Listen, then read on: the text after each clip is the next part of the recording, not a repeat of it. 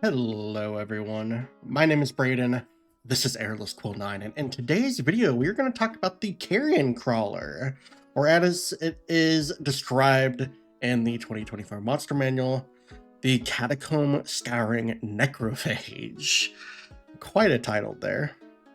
Carrion crawlers can be found in the Underdark and in urban environments, particularly places where there is slaughter and decay, as carrion crawlers are ravenous corpse eaters.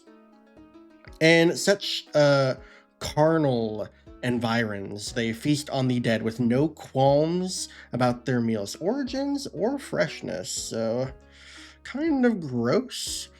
But carrion crawlers have segmented bodies like gigantic cutworms. From beneath their multi-part maws protrude 8 thin, lashing tentacles. Creatures struck by these tentacles risk being paralyzed and consumed, which is quite scary there. Carrion crawlers scour sewers, battlefields, necropolises, and fetid wildernesses for corpses, clinging to ceilings to ambush smaller prey and to avoid competing hunters. They're drawn to light and the scent of blood, recognizing them as signs of food. These scavengers avoid ingesting inorganic material. Crypts with funeral armors sucked clean of their corpses and eerily pristine catacombs are signs of infestation by carrion crawlers.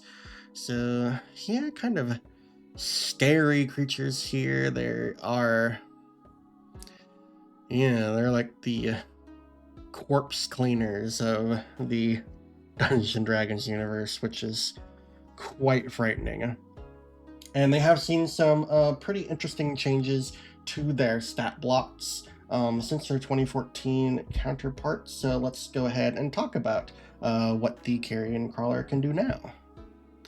So the Carrion Crawler is a large monstrosity, which is unaligned. They have an armor class of 13, an initiative of +1, 51 hit points, a speed of 30 feet, and a climb speed of 30 feet. For their ability scores, they have a strength of 14, a dexterity of 13, a constitution of 16, an intelligence of 1, a wisdom of 12, and a charisma of 5. For skills, they have perception +5, senses, they have dark vision 60 feet, and a passive perception of 15. Languages, they don't speak any, and they are a challenge rating at 2 creature, which means they have 450 experience points and a proficiency bonus of +2. Additionally, the Carrion Crawler also has the Spider Climb trait, which allows it to climb difficult surfaces, including along ceilings, without needing to make an ability check to do so. Finally, the Carrion Crawler has a number of actions available to it. First off, it has a multi-attack, allowing it to use paralyzing tentacles and make 1 bite attack. Bite is a melee attack roll with a +4 to hit and a reach of 5 feet.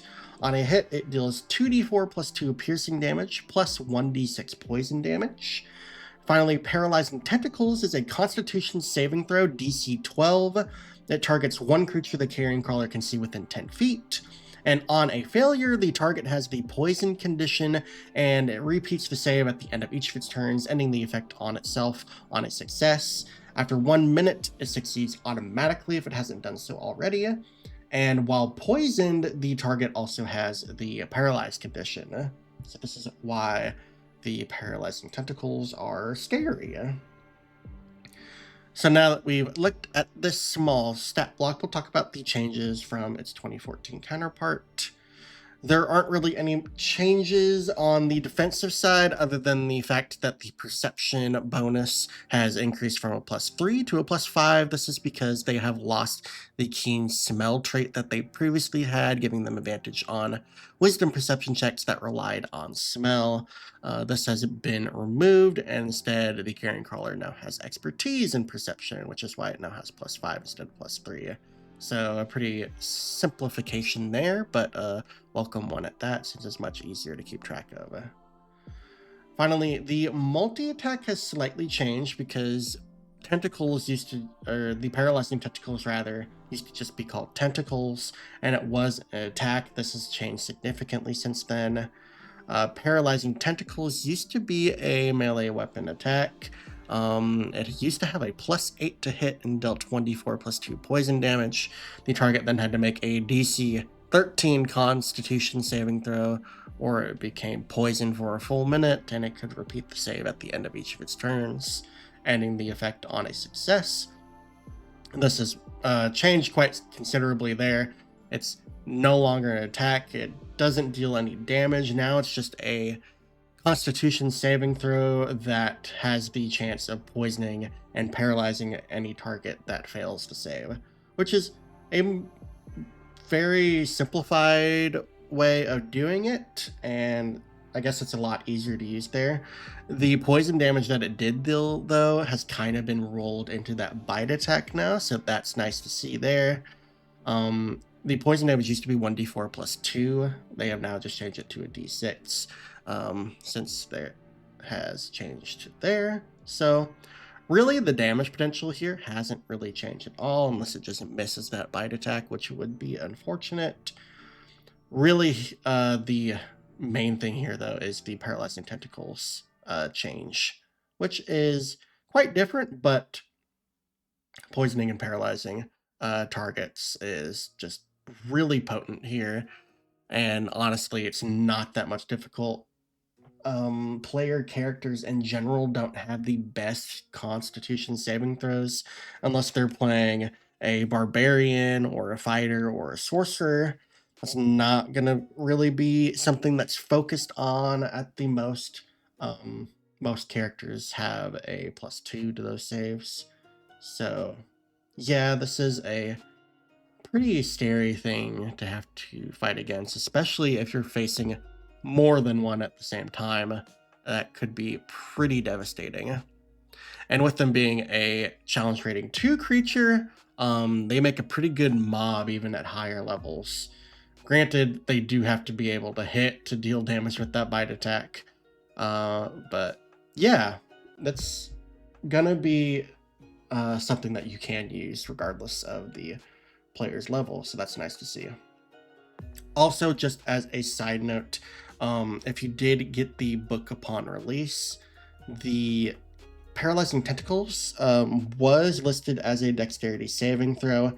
That was a mistake because the paralyzed condition makes you automatically fail dexterity saving throws, so that was an unintended thing there. So it's supposed to be a Constitution saving throw, and they did update it on D&D Beyond. So if you did get the book, just make yourself a little note card that is different there, because otherwise that would be completely broken, and that was not the intention there.